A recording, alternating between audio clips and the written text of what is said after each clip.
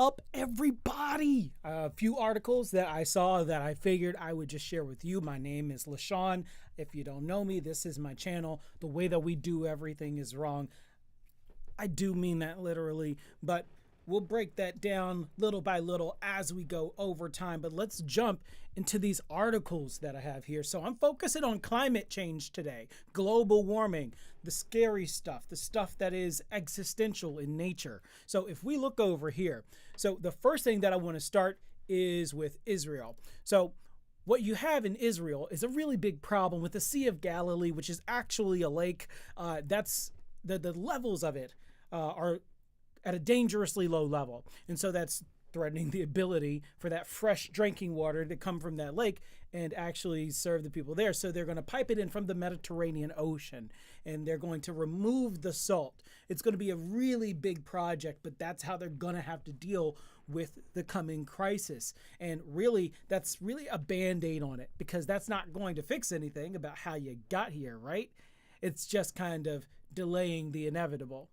So there's that, but let's leave Israel and now let's go to Dallas, where the problem is right now, or at least a few days ago, they had too much water where they had floods. It was knocking people off of their feet in places. Like you see there in Utah, people were swept off their feet in Zion National Park by flash floods. These were in the days leading up to that flash flood. Also, let me throw in a little bit of music here. Oh, man. I've been listening to that on the headphones. I didn't see that it wasn't playing there. Sorry about that. But we got New Mexico right here. It looks like about 160 people sheltering in place at Carlsbad Caverns National Park because of flooding. I mean, this is what's happening in places all over the world, these extreme weather events, and it's, again, only getting worse. And if we ignore the signs of this, it can become deadly, because then we take a look over at China. This is absolutely insane. Let me just go back to this. A 70-day heat wave.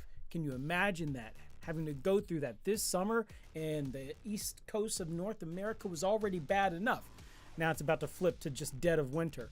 But we had cities reaching 110 degrees. Blam.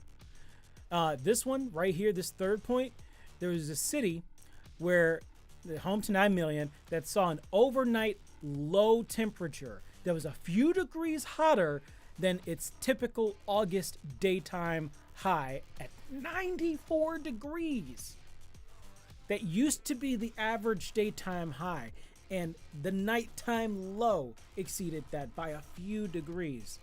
I mean, that has to be concerning to somebody out there but me, right? That's a problem, right? Anyway, so let's leave China and let's go to Alaska, because there's all sorts of things happening in Alaska. Apparently, what we have is a problem with the snow crabs, you know, like deadliest catch. That's kind of where they go, where there are no more deadlies to catch. Because when they go up there, now they're finding that there's little to no snow crabs there. They've just kind of completely vanished. It's devastating for the entire industry. No one's making a profit. The crabs are gone. No one is quite sure where they went. There's a bunch of theories, as you can see up on the screen, as to where they possibly went. But this is purely because the climates are changing. And the ocean, which is 3/4 of the planet, the climate changes there too. And when it changes there, it has devastating effects, not just on the life there, but on life on land as well. So that's one thing. But those are crabs. Those things, they got the legs, they scuttle, they move. But let's take a look at something else, something that's not quite as quick. There's a problem with the trees. Let's go ahead and read this last title. These trees are spreading north in Alaska, and that's not good. So this is a count here. If I click on the right thing, let me scroll back up to the top, because essentially what happened is these people went out and they saw something. Here we go, right here. So on the 4th day of the hike, the pair that was walking along a caribou trail, when what that person's name is yelled stop. Dial thought his friend had seen a bear, but instead it's something more troubling. A stand of white spruce trees. Trees do not move like crabs. But it goes on to say, that they were not at all where they were supposed to be. This is because Alaska is losing its tundra. In the tundra, you can only have shrubs, grass. But what's happening here is what you saw when I originally pulled this up. It's, I believe it was called Arctic greening. Let me see if I can find it. Arctic greening. There we go. So basically what it's talking about is this gives the ability, because of the warming, because of the loss of like the permafrost, you have these larger plants that are now able to grow in these areas. These are canaries in a coal mine, and I know we're getting more trees, and that should seem like a good thing, but they're just not supposed to be there. Okay. They're not supposed to be there. So we're seeing these drastic changes as if the world is being terraformed. And the problem with this is there's not really much being done about it, because if you actually look, the Inflation Reduction Act, which was supposed to have a bunch of money to go to all of these renewable resources to help combat climate change and a few other things too. Well, this is apparently how scary this thing is. Warren Buffett, upper right-hand corner, Warren Buffett buys deeper into Occidental Petroleum, how Inflation Reduction Act played a factor. So let me click on that. So this is a statement from their CEO, Vicky Hullab. Hopefully I'm saying that right. August 3rd. She says the Inflation Recovery Act has many good things in it. In a statement posted on the Senate Committee on Energy and Natural Resources website, Hullab said, "I commend, of course, Senator Manchin for his leadership in developing the most significant energy security and climate legislation to date." Of course she would love this thing. I mean, it gives the fossil fuel industry new life in a world that was supposed to be stripped of fossil fuels in order to save it.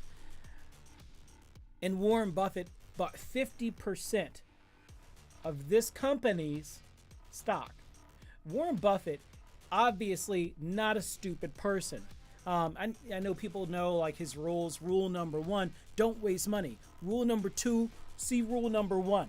And he just dropped a lot of money. So apparently he believes that fossil fuels are definitely here to stay. We see legislation that's happening in the European Union that basically allows for the creation of new coal-fired plants, projects that'll basically take us in the complete opposite direction from where we need to be. We're not moving closer to our goals. We're moving further away from them. And there are tons of problems. I mean, these heat waves drive up people's need for AC. You've seen it in the news. You've probably experienced it to some degree yourself firsthand. And people are saying, these summers, these are the coolest summers that we will have in our lifetime. They're only going to get hotter from here. And all of these things are going to be exacerbated. Warm air can allow for more rain. It holds more water. And so when you have situations like in Texas where it dumps a year's worth of rain in a day, I don't know what to tell you. But this is what we have to keep at the forefront of our minds, and the actions that we have to take individually, and putting pressure where pressure is needed, because quite frankly, this bill is nothing. The Inflation Reduction Act, not going to do it. It's just not. But tell me what you think. Definitely like the video, subscribe to the channel. More of these are going to be coming out. I definitely want to know what you think. Throw that out there. And if there are any things, news articles that you would suggest that I take a look at. But until then, ladies and gentlemen, and the non-binary, until next time.